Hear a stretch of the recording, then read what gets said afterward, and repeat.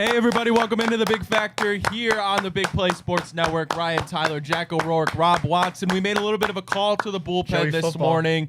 Joey Pfaff, Big Play intern here, taking over for Nick Padone. Joey, what's up, dude? Welcome to the Big Factor. Thanks for having me, guys. How you feeling, Ryan? I feel fantastic. I'm a little disappointed that I have to start today's show with some bad news related to Jeremiah Owusu-Koramoah. But before we dive into that, it is a nice Tuesday outside. Rob, Jack. Tuesday, isn't it? It's Tuesday, isn't it? How we doing today, fellas? That was a tough impression. Yeah, so Vegas did what the Cavs did, but last night, so it's just a dark day for me so far. Not much to smile about in my life at this exact moment in time. But we got a fun episode of The Factor today. There was a couple of sad injuries and stuff, so some mellow topics to get through. But we're gonna have a lot of fun for sure. Yeah, absolutely. I'm excited for today. I don't really want to dive into this yet because I feel really bad. You want to do a positive start off? We can start off positive. Hey, how about I know I'm not his biggest fan in the world, which we talked about a plethora of times on the show, but Will Brennan had a great start to the year in Columbus and earned his way back up to the majors. So how about a little clap here for Will Brennan for getting the call back up to the show.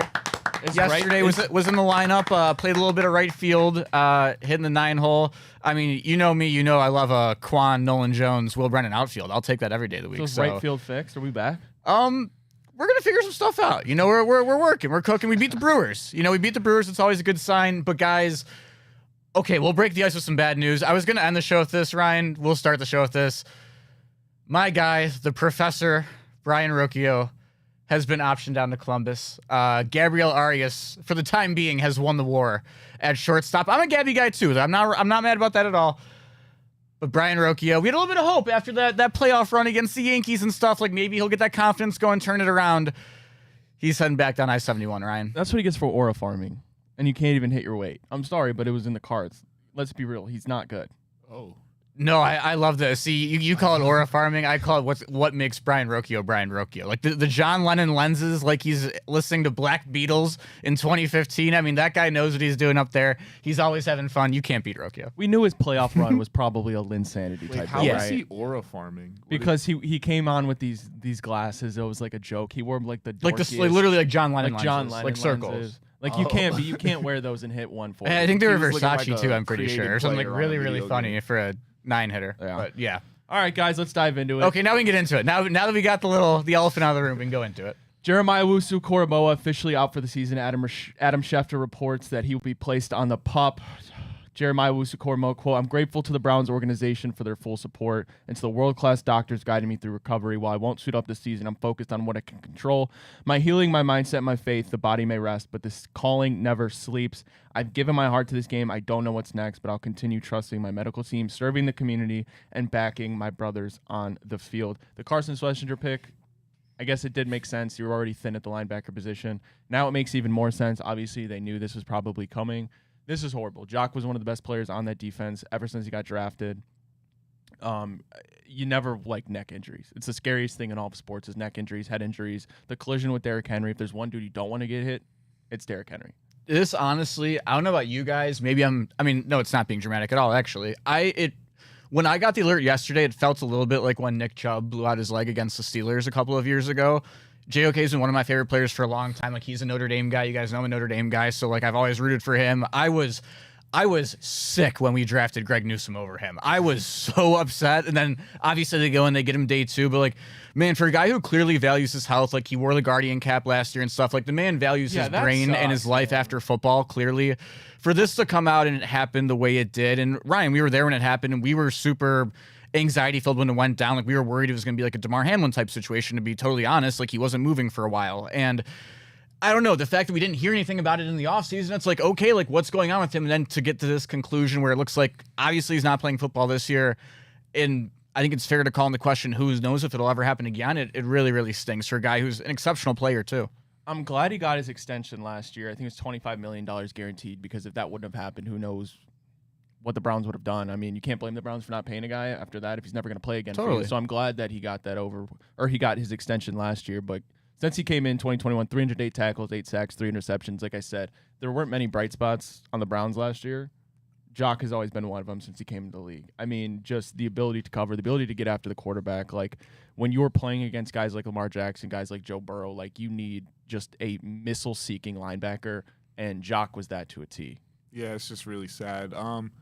The comparison, I honestly felt like this was really worse. I'm just happy to see the guy up and walking and just moving around, honestly, because, I mean, to be fair, the Chubb injury, I was actually at that Pittsburgh game, and it was disgusting. It was sad, but you knew he was going to still make his way back and at least, like, play football again. With this guy, like, honestly, I don't know if he ever plays again because, you know, he honestly values everything. And it's like, you know, you're one more of those away from just maybe not being able to walk. Like, you might have to be pushed around in a wheelchair for the rest of your life. So, if it's not safe for him, you know, it's super sad, and he was a great player, fun guy to watch, just some amazing energy on the field. He'll always be missed, but it's just a really sad situation. Jack, do you want to do the honors of going through our linebacker room? Yeah, so obviously you do have to prepare for what's coming next, and you were right, that Schlesinger pick means a lot. Guys, if we could go through this here real quick, can I get a one clap from everyone for every guy we got in this Browns linebacker room? Then we can break down where our thoughts are on this linebacker room. Starting off the weak side linebackers, number 1 on the depth chart, and probably number 1 on the list of people most wanted by the legal system on our team right now, Devin Bush. Okay, after him we got Easton Arnold. Oh! Okay, middle linebackers now, Jordan Hicks running it back. Jerome Baker, Winston Reed, strong side, Carson Schlesinger. Welcome on down, kid. All right. Great. Mahmoud Diabate and Julian Aquara, the Notre Dame grad. Ooh. Guys, Rob, I know you like the Madden, the new Madden rosters that are out playing with Shadur and all the young guys. What would you rank the overall 1 to 99 on this linebacker room for the Browns? Oh, yeah, it's unfair because we still get to use JOK on Madden. I could turn injuries off, and I get to play with them. So these are all backups, and a couple guys honestly might have cut already. So, honestly, probably like 68 overall, rounding it out outside of a couple starters because Schlesinger's got to earn it. You don't know what you got there yet. Jordan Hicks is a veteran, but outside of that, I mean, Devin Bush is in jail currently, so you don't really know. Everyone else is just like guys we would see rotate maybe 1 or 2 plays or play on special teams. So, I mean, rating 60, grade D at best. You know, I mean, obviously they could show you something and get better, but right now there's nothing to be, like, excited about in the linebacker room. And even Aquara, who I have on there is 3rd for the strong side linebackers, he's inherently an edge. Like, that's what he was for all of his college career, most of his time with the Lions. So, like, he's not even, like, a natural linebacker. And just, yeah, overall the depth, you have to think, Ryan, you kind of hinted at this earlier. They knew this when they drafted Schlesinger where they did, right? Yeah, I mean, I would imagine so. Like, I'm looking at this, like, Devin Bush, who knows what's going to happen with him. Jordan Hicks is fine. Jerome Baker, that was a good signing. Carson Schlesinger, rookie, okay. And Diabate has shown you some stuff, but again, he doesn't have much tape. I will say Winston Reed, I'm pretty sure against the Jaguars last year, he, like, popped a motherfucker on a kickoff, and we got the ball back. Does anyone remember that? Yeah. Okay, confirm that did happen. That's big. I wish the Browns, I don't remember the last, like, linebacker the Browns have had that put fear in people. Like, JOK was kind of that. Like, I would do anything for a Luke Kuechly. I tweeted this. My fan broke, so I needed white noise to fall asleep, so I just put on 42 minutes of Luke Kuechly highlights. Oh, dude was a straight demon. He was a straight demon. Like, Joe Schobert, fine. Christian Kirksey, fine. You don't fear Demario that. Davis left and turned into a Pro Bowler. Go figure. The Browns have not had a linebacker that has put fear in an offense. I don't know. Jackson. I don't know in my lifetime. Maybe ever. The Quell was a tackle machine, but it was like, you know, he's thinking of like that guy where the just like an actual dog. The quarterback is like, I gotta find this guy. When the receivers run slants over the middle, they're like, oh no, don't want to run into him. We thought it was gonna be Paul Kruger. He's gonna take. Like, JOK was great at filling gaps and getting after the quarterback. Like, Luke Kuechly was the GOAT of almost everything. Like, dropping into coverage. He's gonna hit calling you. out the offense. He knows the play. And hospital ball, your career might be over if you get hit by Luke Kuechly. Joey, I want to ask you, as a football player here, give me one reason to be excited about the Cleveland Browns linebacker room. I mean, there's a rookie in the room, so obviously that's always exciting. See if he has. Never good when you start. There's a rookie in the room. But I don't see many reasons to be excited about this linebacker at all. At least the good part is with Carson Schlesinger, you're going to play. I mean, he's going to play regardless. But like, now you go see, like, can this dude in his first year live up to what JOK was? Like, eventually get the green dot, be like the leader of the defense. I mean, pick 33, like, that is a premium pick in the NFL. So, like, he has every opportunity to come out and make his name known. Yeah, absolutely. And I don't know. And you did say that, Joey, and like it is a joke in a way, but that is I guess the silver line you can't take out of this is that you did take this kid so high and you're going to get to see some experience out of him. And I would assume we're not going to go out and make many major changes at this point in time anywhere on the roster, really. But I mean, I know we signed that free safety, but like, I don't think we see another linebacker or two that are really going to matter come in. So you're going to find out about him. And even like Diabate was very solid when he did have to be used last year. Like he played a decent amount last year. Like you're going to find out about the young kids. And when you're kind of building back up, like you're doing what you are mirroring like the quarterback and running back room kind of where you just got to go figure out and okay, we're kind of building up for the year after this year. It just sucks because your defense was so old and like you invested so much money into it. Like guys like Denzel, who's on the backside of his career, one more concussion, who knows what happens. Sheldon Richardson. Myles Garrett, as good as he is going to eventually decline. I mean, it's not going to be a huge decline, I'm sure, but like JOK was the one piece you drafted, you developed, you paid that was going to be a staple on this defense. Like Greg Newsome, the other one, obviously he hasn't been as good as a guy like JOK. It sucks. And man. even especially too with like taking into account the Deshaun Watson trade and how many first round picks and like just hacks you got at taking premium talent. Like you lost all of those. So JOK was all you had. JOK was one of those picks where you go back and you look at Andrew Berry's drafting history. I know he hasn't had many first rounders to use, and I know JOK wasn't a first rounder, he was a second rounder, but like that was the one hit, for surefire hit that Andrew Berry made drafting as the GM of the Browns. And now he might not even play football again. And looking at the free agents, I'm looking at outside linebackers too, because know you're assuming it's Jordan Hicks in the middle and then Schlesinger will be at the outside. Not a lot of options. You can't here. even be picky if you're the Browns. I don't care if you play out of position. If you're a linebacker, you got to go in. Yeah, I mean it's not looking good though, no matter what you see. So kind of just got what we got now, and hopefully doing what we do. I mean, unless you can take a flyer on a guy like Shaq Thompson, maybe. Ooh. Maybe a Nick Well, 80 Mitchell. overall. There's some solid guys. Tyus Bowser, some names you might have heard, but it's not looking crazy out there. Nothing And there's always the narrative that me, you, and Joey formed in the office.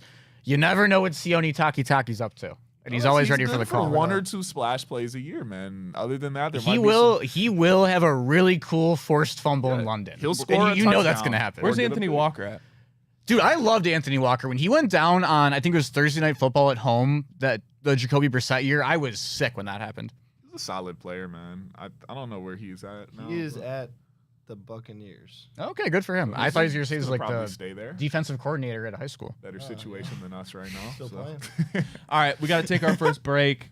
God, my heart is just hurting for JOK, man. That absolutely sucks. When we get back, Jason Tatum. Doesn't get any better news. GG. Yeah. Doesn't hurt me as much as JOK does, but you never like to see a player get injured. Knicks, we're really on the cusp of possibly a Knicks Pacers Eastern Conference Finals. It's there. I don't know. I'm not holding. I mean, the Celtics are cooked, I would assume. I still have a little Reggie bit of Miller faith in the vibes, Cavs, baby. but we'll talk about that when we get back on the Big Factor.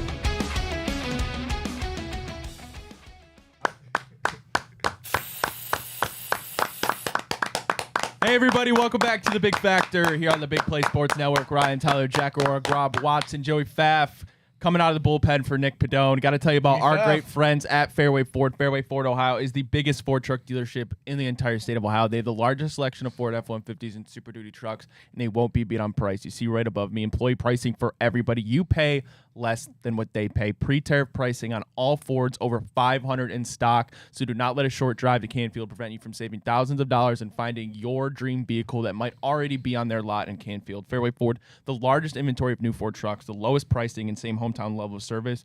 Go give their website a visit or scan that QR code. It's fairwayfordohio.com. Again, fairwayfordohio.com. Guys, game 5, Indiana versus the Cavs. I know we're not feeling great about it, but the Cavs do open this one as a 7.5-point favorite. That line has held. Donovan Mitchell game time decision. Other than that, everybody's relatively healthy. Rob, I know you think it's over. If they get this win today, you can go back to Indiana. You can steal one there for Game 7, which would be back in Cleveland. I know that seems like a lot. You seem out on it. Yeah, I mean, if we got that far, I'd take us. I'm not seeing it. But all I want to see tonight is just some real effort from the team. You know, this is a game where your life is on the line. So I want to see the players actually play desperate. And then you should always be like desperate in the playoffs because it's inherently do or die. But I want to see you because there's nothing to hold back. You're a game away from the season being over. So if you're hurt, if you're tired, you still just got to empty the tank. I didn't even see that in the last game. So I just want to see stuff like that tonight, man. I'm not expecting much. I think that's so right too, because now you're at a point where internally, I know obviously the world's falling on them from the outside. Every reporter on the planet is taking their lick at the Cavs that, they were right about the core four, but internally, you're a good team. Those are your friends. They're not mad at each other. Let's get that straight first. There's no little beef going on in the locker room. It's okay, we kind of got bit with an injury bug at the bad time. We know we're a really good basketball team. They should be thinking, okay, no pressure at all. We have 2 games at home. We won the best home records in the NBA. Okay, we'll take our shot there. Hey, like Ryan said, you never know if you get him on the road, you force a Game 7 at home. It should be no pressure. Not even obviously they have pressure and expectations, but just go out there and just play basketball. Shooting right? percentages should be way up tonight. Yeah, everyone should be it's letting it's it one of those things fly. where it's the most dangerous thing is a man who doesn't know he's dead, right? Exactly. That's what you need to be tonight. Wow, that was a fire quote. Put that on a T-shirt. I don't know if I've ever seen, maybe this is the first time in NBA history, let's say the Cavs lose tonight. That would be in 5 games. That a team has gone out in 5 games and been favored in every single game of that series. That's what I'm saying. I don't know if Vegas has a grip on this one. The last game I understood. It got to make you think. If the line's holding, Donovan Mitchell's playing. It's got to be, but it's I don't know. I don't know what they know that we don't. I get Indiana's sort of unproven. They went to the conference finals last year. They've gotten lucky with injuries, but this is a great team. And they went and they came and took 2 games from us at home. So, I mean, I know we're healthy now. We're going to be playing without the pressure. 7.5 to me is kind of steep, though. I mean, maybe it could be a blowout. That's the part where I buy it. It's if Indiana's it's not worth it. We're going to do too much. We could just go get it in 6. But I don't know. Vegas, with some of these lines and some of the picks this series, with the context of what has been going on, has been a little odd to me. It is absolutely, you can't let them win the first one, though. If you're the Pacers, you have to go out and get it done tonight because that's when things start to open up. The classic Boston Red Sox down 3-0 in the 04 ALCS, don't let us win 1.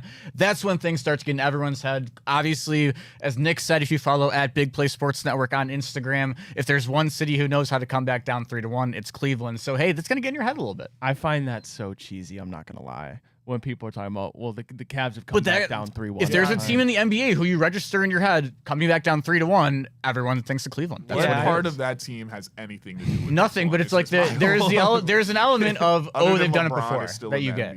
No, I get it. It's copium. It's copium. You need to win 3 straight games if you want to move on to the Eastern Conference Finals. It starts tonight at home. You can only win 1 game at a time. Rob, what do the Cavs need to focus on tonight? Are you looking for Donovan Mitchell, another Superman performance, or does this have to be a team effort? Nah, because I don't know where he's at health-wise, so we're not going to – I mean, maybe he's such a dog, so, I mean, I'll know early if he's being aggressive. Under 2.5 rebounds for Jared Allen. That's where I was going with this. Front court. If we're going to win 3 in a row, we need 3 great games from you two. So if I see Miles Turner outscoring your matchup by 18 points, you could chalk it up. We're not going to do it. So, I mean, I said it at the beginning of the series. If we're losing that matchup, it's looking dark. And at the first, we all thought we had better guys, but it just hasn't been like that in the series. So, Evan Mobley, I'm going to need you to be real aggressive. I don't know where everyone's going to be health-wise. I want you to be established early, be a part of the game. I'm going to need 20, 25 points from you. I'm going to need a couple blocks. Let me ask you guys this. How does the framing of what this team could look like next year, expectations, their willingness to run this back, how much does that deter or play into whether they lose tonight in 5 or you let's say you lose in 6 or 7? I think the style depends a little bit. I think you can even lose if you lose in 5 and it's a close game down to the wire, it doesn't bounce your way. I don't think they change anything, but there's a certain point where if they come out tonight, everyone plays, everyone's healthy enough to go to whatever extent that may be, and they just get 30 balled at home, then I think that's when things start to put more pressure on the front office. Not saying they will even in that scenario, but if they get just smoked tonight, you might start to hear some clamoring. What do you think, Joey? Because we talked about this both being athletes and getting into those locker rooms, how we were so disappointed in the effort. I feel like we've already seen so much to where there's something that's got to be called into question about this team's character. Yeah, I mean, it really just depends on like what the front office wants to do, I feel like. I mean, because if they think we should have won game 2, then they think, okay, this series should be 2-2 regardless. Yeah. And they look back at it. If it really depends how we do today. If it's a blowout, I don't know, man. I don't know what the front office does because you have to change something, I think. It's not good enough. It's not going to get there. So. Can we do an emergency fair or foul around the room real quick? Sure. If they get their doors blown off, like let's say they lose by 35 points tonight. On the home court, something. On home court, out in 5 games like you did last year in the exact same round, I believe that would mean this team has won 12 playoff games in their 3 years and bowed out. Are they back? Are all 4 back? I genuinely don't think so. No. I mean, if you lose tonight, if you're the Cavs, you got exactly as far as you did last year. Mm-hmm. Okay. To the game, yeah. And what really changed? I get it. You had a better regular season, a much better regular season. Kenny Atkinson was a wizard in the regular season, won Coach of the Year. That's fine.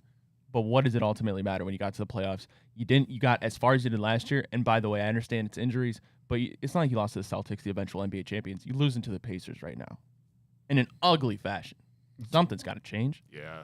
No It's nasty. And they're not going to fire the coach again, They're not doing that 2 years in a row. I could see the cope, too, where it's like, man, we really just blew game 2. And then it's like, we just shot so awful game 1. But it's when you see what happens in game 4 when everyone's back, I feel like that's more indicative to the forward players, like the core 4. Like, we had all of you out there, and it was like, this is what we've been waiting on. We've been hurt, and we've been scratching and clawing with the scraps of the team, and we should have won a couple games. So it's like, now we should take off, and you come out and we're down 41 points in a half. Like, I don't know. I feel like almost to me it doesn't matter what happens in the next 2 games. It's the outcome of the series. Unless you find a way to win, like, there might need to be changes. So it looks like it will be the Knicks and unfortunately the Pacers in the Eastern Conference Finals. I feel more comfortable saying obviously the Knicks will be there. I still actually have a little bit of faith in the Cavs. But how much worse does the fact that it looks like New York's going to advance, Tatum's out, Boston's cooked, the fact that you could have been matched up with a Knicks team, that you had so much success in the regular season, the fact that you would have been so comfortable believing that the Cavs would have won that series and gone to the NBA Finals, how much more does that hurt because of that? So in that the way you framed it, it hurts because like this is like a conceivable matchup we could have won, and that we really could have gone. But from what I've seen from the team, it makes me feel we're no different than the team from 2 years ago that just got absolutely bullied by the Knicks. So it's like, what hope do I even really have to say that if we were to get past Indiana, that all of a sudden we're going to, all that stuff that I just saw in the past couple games, I'm like, oh, we're doing this again. It's something that wouldn't just happen in the Garden on an even bigger stage that we haven't even been to yet. Like that was the new step we wanted to see this year, was them to actually be right there. So then it's like, what's to say we're in a game 3, we split at home in the Garden, and it's like we're going to come out and do something. So it's just, those are the questions I have. You have to capitalize on it, and this is every sport. This is nothing new, but especially it feels like in basketball, because you go out to the Pacers in this fashion next year, whether you run it back next year or not, you make some crazy trade, I don't know, we'll see what happens, is the fact that anything, an injury, a bad matchup, just like whether this is a bad matchup or not, it shouldn't be the Cavs or should have been the better team. If you don't do it next year, you're just wasting Donovan Mitchell's prime.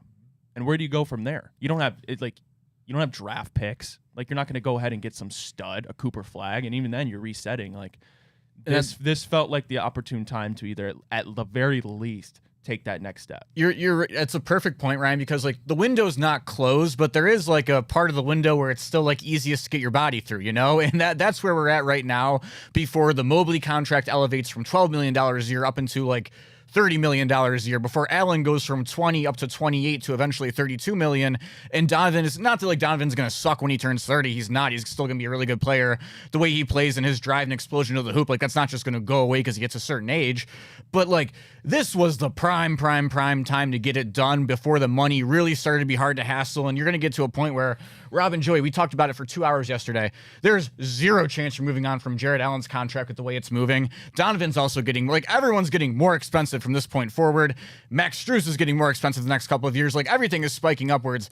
This was such a good chance to get it done. And when we talk about, like, Milwaukee finding their one random year in there, like, this was kind of like Cleveland's year, it seems, in a way, and it even more affirms that to me with how that Celtics-Knicks series has gone down. And I don't know, man, it just seems like a kind of a lost opportunity. I would agree with you. To be fair, though, before we switch gears, because I feel we're going to talk about the other series next, with something that happened in that series and how Boston will inevitably probably look next year with the recovery of a certain player, it's going to be open again in the East. And it was open this year. It's going to be more open again. So if we could find a way to get by Indiana or New York and make some adjustments next year to do so, we'll have another shot. So this is really the window right here. Like, we really wasted an opportunity this year. I want to see them really take the best possible stab at it next year.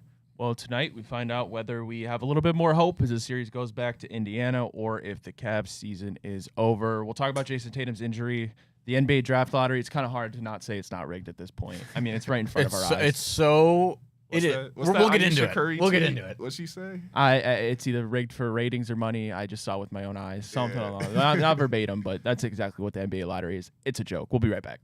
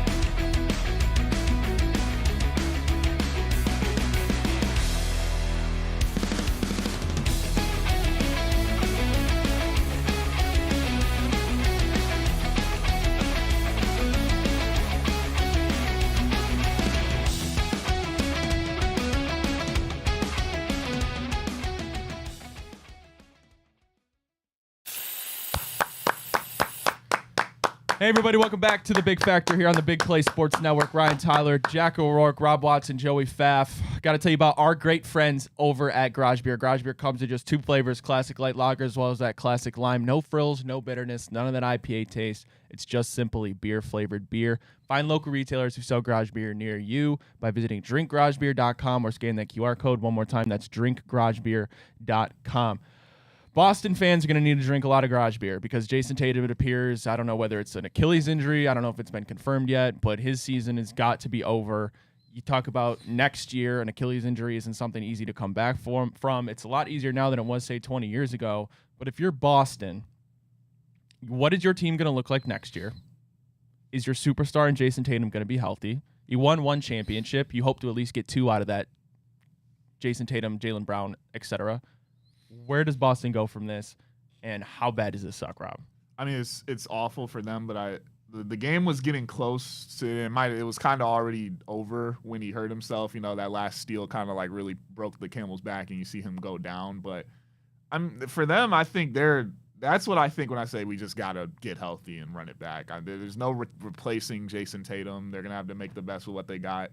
You don't want to see him just push too much and come back and possibly hurt himself again next year, trying to just jump back in, because it's hard to miss the whole regular season and then maybe just come back and play late in the playoffs. So we'll have to see with how that goes. But I still think Boston's in a good spot. You still have what is basically top two or the best roster in the NBA. You just actually got bit by a real injury bug. And I mean, now Jaylen Brown hopefully rests his knee in the offseason. Whatever's been going on with Kristaps Porzingis' health, he could hopefully get that figured out. It's just been real bunch of injuries for the top two seeds in the East. Let me ask you this. Does this series, the way it's about to end, possibly in 5 games, of the Knicks going to the conference finals and be the Boston Celtics, has this series taught you more, you think, about the Knicks or about the Celtics? You know, I was really doubting the Knicks, and I mean, OG Anunoby as a player has just been showing me so much in these playoffs. Like, he's been at times looking like the best player on the court with real dudes who are like winning MVPs and all NBA awards. Like, he's just been out there dominating. Mikal Bridges, after having the beginning of the year where it looked like he just forgot how to shoot a basketball, he's made adjustments and he's been coming back on strong. And Jalen Brunson, when he is not foul baiting, is an amazing NBA player, and it's fun to watch how he could just be 6 foot and go in there and he's bodying people and posting up and shooting fades. So, I mean, the Knicks are a good squad. You know, they had their troubles during the regular season, but, you know, they really showed me something because, I mean, they did beat the Celtics. They were up 2-1 while they were at full strength, and they played. Jason Tatum still had 40-something points last night. So, I mean, they were on their way to winning even despite that. So, shout out to the Knicks. They've proved a lot of people wrong so far. It has to be the Knicks, man. It's also like looking at the Celtics. What they've done is so tough to do, and we sometimes in Cleveland take it for granted because of watching LeBron James, one of, if not the best basketball player of all time, go to the finals every single year, make deep playoff runs, always play basketball seemingly into June.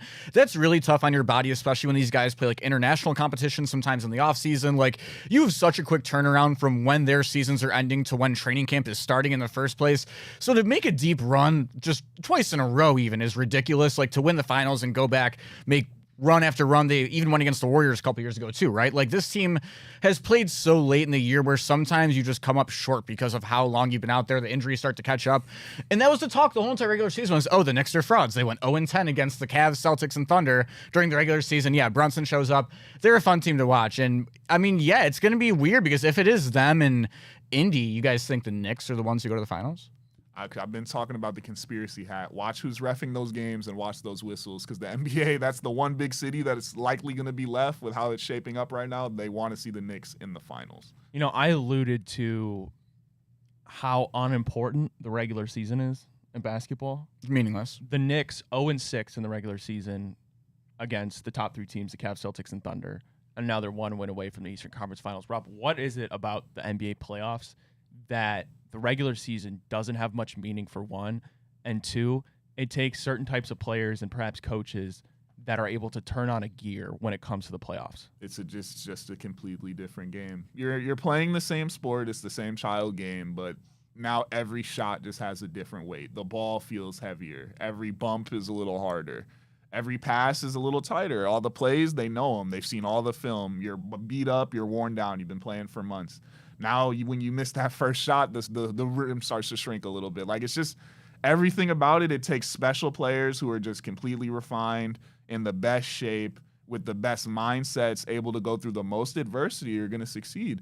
And at times, it's also about who's just hot right now. You know, when you hit that streak, when you're that guy that all of a sudden you're up 5% this month. If that's happening in May instead of December, that's when it matters the most. So it's a lot of luck, it's a lot of factors, but it's also a lot of talent and skill, but in the mentality of the game. But yeah, it's just a completely different game as a whole. Well, by the end of Thursday, we might have a clear look at the conference finals. Pacers could obviously close this one out tonight, 7 p.m. Nuggets, Thunder, they play Game 5. That series is tied 2-2.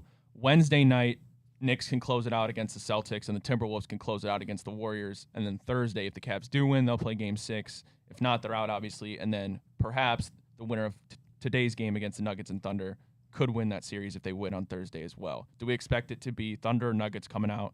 And it's got to be Timberwolves coming out, right? Yeah, they're up 3-1, and Edwards is just looking like a monster. I actually really want to see him play in the finals. But that Thunder Nuggets series, it's a toss-up. I can't choose.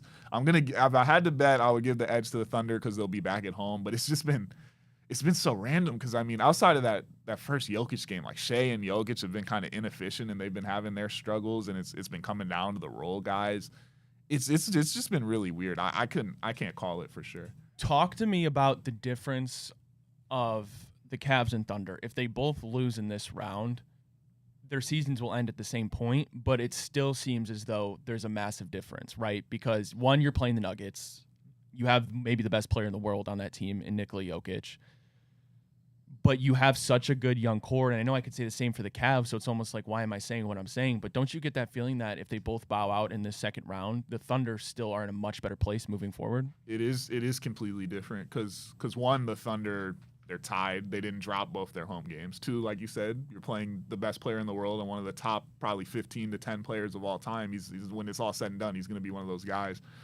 Three, like the Thunder, they haven't been there, and they're arguably younger than the Cavs. They still haven't got past that second round themselves, and they're just putting up more of a fight. I aside from that one, just, you know, and they blew out the Nuggets. They haven't really got blown out. It's just been it's been a completely different series out there, and I mean they've had their problems, but they're also just more loaded. They're more suited for today's game with Chet, who's more of a shooter, and Hardenstein just being a great playmaker down low. It's a completely different team. I can't believe that the Nuggets fired their coach still under a month ago. And it's now they're working. here. Isn't that ridiculous? Dude, the NBA is weird. I've never It's seen crazy. some of the stuff that happens in the NBA. Like, I go back to Dwayne Casey winning Coach of the Year with the It's a Raptors, male getting soap opera. fired. It's the NBA is just absolutely different. At the end of the day, though, you'd rather go out to Jokic than Tyrese Halliburton, is all Oh, I'll say. And a 100%. team that's already won a championship, Right. that core. So And Thomas Bryant. yeah. All right, we got to take one more break. We get back. We're going to put our conspiracy hats on, talk about the NBA draft lottery, and I think we're going to send a couple people to Alcatraz, Jack, right? Let's do it. All right, we'll be right back.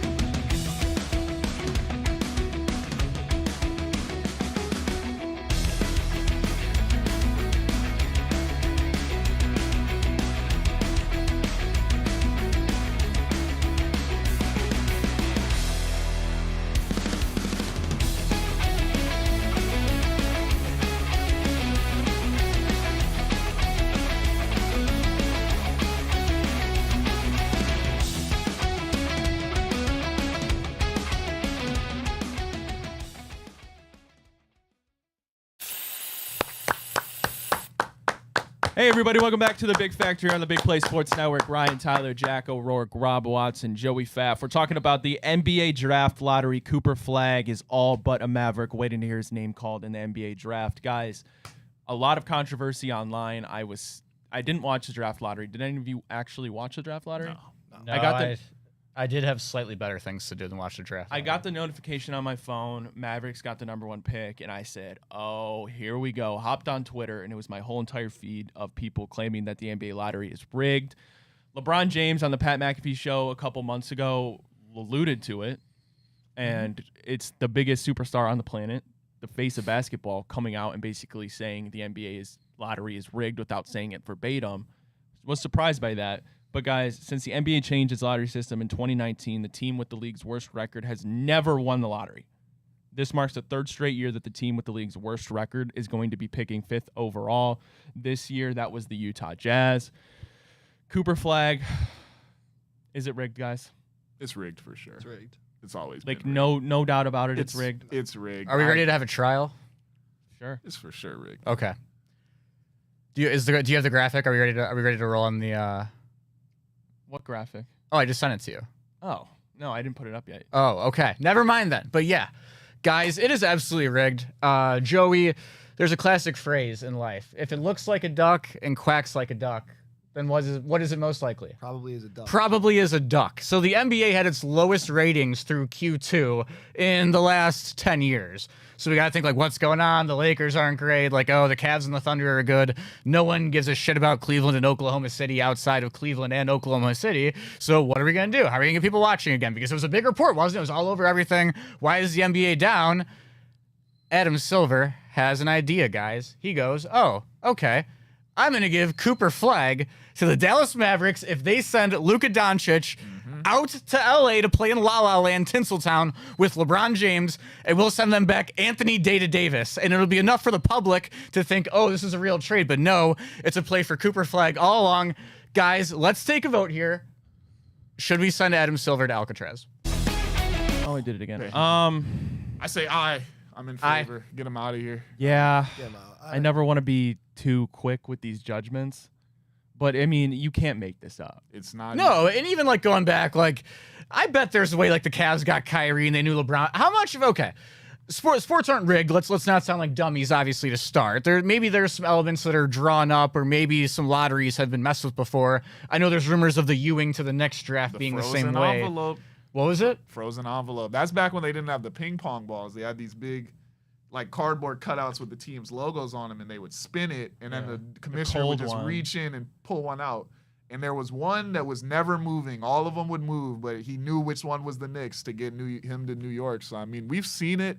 LeBron to his hometown, Derrick Rose to Chicago. Yeah, Rob, I saw a good tweet yesterday. Anthony Bennett to Cleveland. The Cavs, I saw Go this on, piss us tweet. off. This was a good one. The Cavs won the lottery immediately after LeBron left. The Pelicans won the lottery immediately after the Chris Paul trade. The Pelicans won the lottery again immediately after the Anthony Davis trade. And now the Mavericks win it immediately after the Luka trade. It is That's what it is, insane. man. Is it a reward system for? I mean, If you're a big market, yeah. the one team that really ruined that too was and I get they're trying to get rid of the tanking, quote unquote. This could be a front. Maybe that was Philly was the downfall for that, but with the trust the process, we're gonna lose every game for 4 years, and then we're gonna have 4 of the brightest young talents in the league overall on our team. It didn't work out with Ben Simmons, Joel Embiid, and them, but they're trying to get teams to not do that, and that's why it's been uninteresting to watch because there's some teams that just don't care and they're putting out a bad product, but. Have I ever explained to you guys my solution to tanking before? Well, it's not my solution. I shouldn't phrase it that way. I did not invent this theory, so I cannot take credit for it. Let's hear it. But the best solution I've heard to tanking, any sport you can take this and it works, right? So the millisecond a team is eliminated from actual playoff contention, right? They restart a new record. It doesn't need to be like in the standings or anything, but like your win total almost resets like the day you're eliminated from the playoffs. So let's say who sucked, right? The Wizards were bad this year. The Wizards on February 10th were the first team to figure out, hey, we're not going to the playoffs. We reset. We're at 0 wins. From the day you're eliminated, so obviously teams aren't eliminated on linear days. Like it can happen like 1 team this week, 5 teams the next week, 3 teams on the last day.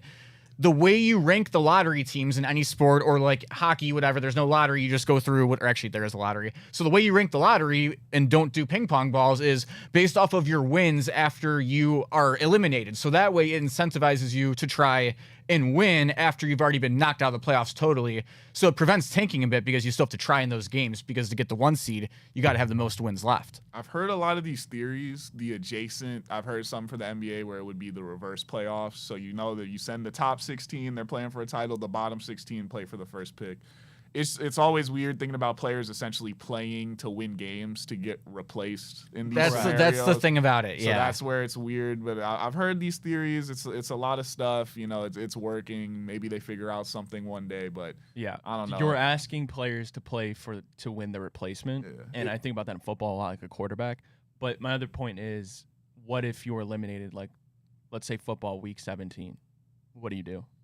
Look, if everyone's like has 0. Yeah, like you're eliminated week 17, and then you can't get put into the. Well, football's pool. not a lottery. That'd be the one sport where you don't need to do it. Okay, but let's say, even for the NBA, like the last game. Like if there's like the last game, then I don't know, like they both are It's a 30, work- it's a they're work- both 37 and But then 43. it's Who like gives a fuck? That You know, team, like that team should whatever have happens to them happens to the them. best odds at getting more wins to be the first pick. Like that's the whole point of what we're mad about is that Dallas was in the play-in and now Yeah, they isn't that got the ridiculous? number 1 Yeah. pick. Yeah, it's like that's not what you want. How to see. mad would you be if you were a Chicago Bulls fan? By the way, getting stuck at 12. 1.8% chance to get the first pick, and the Mavericks pulled it off. Yeah, I mean, you know, it'll be fun to watch. Like, The Sixers, I'm here to see we it, talked about it but- pre-show too, but the Philadelphia 76ers, not that their savior's going to come out of this, but their whole entire franchise was saved by getting a top 6 pick in the draft. Because if that did not happen, they didn't get their first rounder, that team was screwed for the next like 7 years. They're still screwed, dude. Philadelphia is such a joke. Dude, VJ Edgecombe is coming. And I mean, They're like fine. hitting the Spurs getting 2 is also a little iffy because they were like probably had like top 6 odds. But I mean, they won like 30 games this year. There are a lot of teams that didn't do that. And now they're in line to maybe get a top guard in Dylan Harper or maybe parlay that into Giannis Antetokounmpo. So I mean, you know, Adam Silver's really working to make sure this is still watchable with LeBron getting ready to be on his way out. So I mean, we got our eyes on you, guy, but you're going to Alcatraz. Yeah, Jack, is it official? Adam Silver, you are going to Alcatraz. It is official. Get him out of here. Get him out of here. So who do we have up now? We got Matt Weiss, and there's a good chance we add about 14 people to Alcatraz tomorrow morning. So it's a running list, and it'll grow and shrink. But so yeah, we got Pierre the Pelican, Adam Silver, and Matt Weiss. So yeah, not bad, not a bad start. Definitely a motley crew we got up there. All right, I love to see it. All right, everybody, appreciate you tuning in. Huge shout out to Garage Beer. Huge shout out to Fairway Ford. We got to head out of here. We'll be back, not tomorrow, actually. We'll be back Not tomorrow. Thursday, same people, same time. Appreciate everybody tuning in. Have a wonderful rest of your day.